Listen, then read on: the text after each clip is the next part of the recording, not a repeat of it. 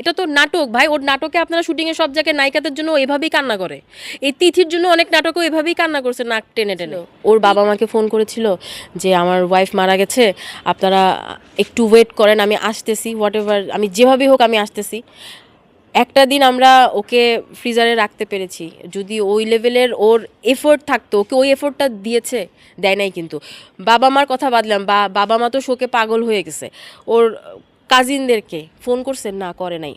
তাও বাদ দিলাম, আমি লুপিন আমাদেরকে কি ফোন করছে?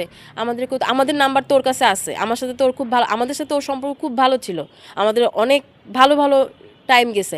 আমাদেরকে ফোন করতো যে মৌলি যেভাবেই হোক তোমরা আমাকে মারো কাটো যাই ইচ্ছা তা করো, আমি আসতেছি, আমার বউটার আমার একটা বার দেখতে দাও, আমারে ওর কবরের মাটিটা দিতে দাও, আমি ওর একটা বার শেষ দেখাটা দেখতে চাই। বলছে একটা বার, বলে কিন্তু না, ওই এফোর্ট কিন্তু ও দেয় নাই। ও কি বলছে, আমাকে আসলে তো আপনারা মেরে ফেলতেন, আমাকে আপনারা আসতে দেন নাই, আমাকে আপনারা দেখতে দেন নাই, এটা বলছে না? আচ্ছা, ও তার মানে ভয় আসে নাই। ও বললো কি মব মব করবেন, মবের ভয় আসে নাই, মানুষ নাকি ওকে টেনে ছিঁড়ে ফেলবে, ও নাকি ইনফরমেশন পাইছে। ও এটা বলতো যে আপনারা আমাকে গ্রেফতার করবেন, ও তো এটাও বলছে যে আমি পুলিশের কাছে হ্যান্ড ওভার করবো, আমাকে আইনি ব্যবস্থা নেক, আমি সম্মান জানাই, বলছে না?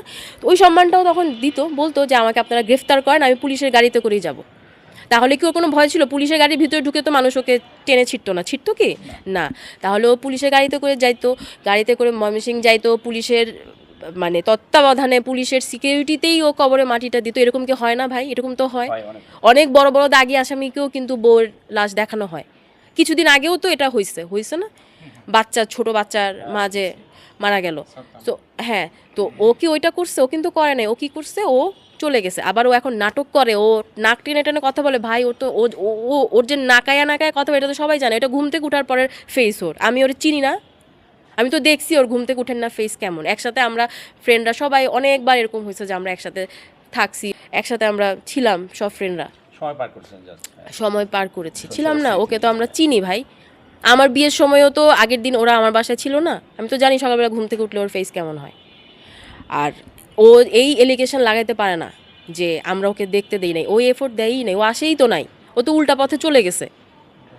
পরিবারের উপর দোষ চাপায় দেওয়া বেসিক্যালি চোরের মার বড় গলা। আর কি বলবো, ও চোর, ওর আবার বড় গলা, সরি, ওর ওর হচ্ছে চোরের বাপের নাকাইন্না গলা, সিম্পল। আর বারবার রিজিকের মানে হাতিয়ার হাতিয়ার। আপনারা দেখেন তো ও কি বলতেছে, রিজিকের জন্য আমাকে বাঁচতে দেন, মানে তুই আমাকে খুন করবি, এরপর তুই আমাকে বলবি যে এই বাচ্চাটার জন্য আমাকে বাঁচতে দেন, আমাকে মাফ করে দেন। ব্যাপারটা খুব ফানি না? রিজিক বড় হয়ে কি দেখবে?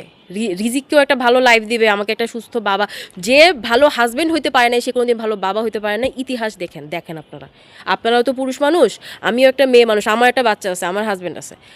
যে ভালো বাবা মানে হাজবেন্ড হইতে পারে না সে কোনোদিন ভালো বাবাও হইতে পারে না, কারণ একটা সন্তান বাবার ফুট স্টেপেই চলে ভাই। রিজিক রিজিক তো একটা বাচ্চা ভাই, ওকে তো ম্যানিপুলেট করা হয়েছে, ওকে তো ম্যানিপুলেট করা হয়েছে। ও তো বাবা পাগল, বাবার, ওর তো মা নাই এখন। ও প্রতিটা রাত ও কি মাকে খুঁজতেছে না? ও তো মাকে খুঁজতেছে। ওর কে দাদির কাছে রেখে মা এখানে সেখানে গেলেও ও ইকরা কিন্তু অলওয়েজ রিজিকের সাথে কানেক্টেড থাকতো, ফোন দিয়ে দিত, বাবা আমি আসতেছি। ও আবার বলতো মা আসার সময় আমার জন্য এটা নিয়ে এসো। বাচ্চাটা জানতো যে একটু পরে মা আসবে, আসার সময় হয় আমার জন্য একটা খেলনা নিয়ে আসবে, বা হচ্ছে একটা, যেমন রিজিককে দাদির কাছে রেখে ইকরা আর আলভি কিন্তু একবার দেশের বাইরে ট্যুরেও গিয়েছিল, বাট 3 দিনের জন্য, প্রতি প্রতি 3 দিনের জন্য 3 দিনের জন্য 3টা গিফট রেখে গেছিলো। প্রত্যেক দিন সকালবেলা ঘুম থেকে উঠে রিজিক একটা করে নতুন গিফট পাইতো।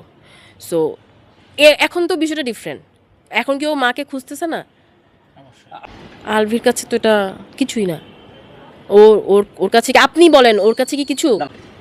ওর কাছে আসলে ও সংসার করতে চাইছে। আমার একটা মানে থাকে না যে একটা ট্যাগ, আমার একটা সংসার আছে, বউ আছে, আমার সন্তান আছে, কিন্তু আমি বাইরে যাই করলাম না কেন আমার বউ, মানে সেটাই আর কি।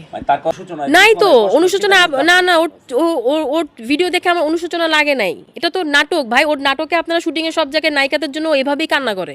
এই তিথির জন্য অনেক নাটকও এভাবেই কান্না করছে নাক টেনে টেনে। তো আমার বান্ধবীর জন্য ওইভাবে কান্না করতেছে, আপনি কীভাবে বুঝবেন? ও তো ভালো অ্যাক্টিং করতে পারে।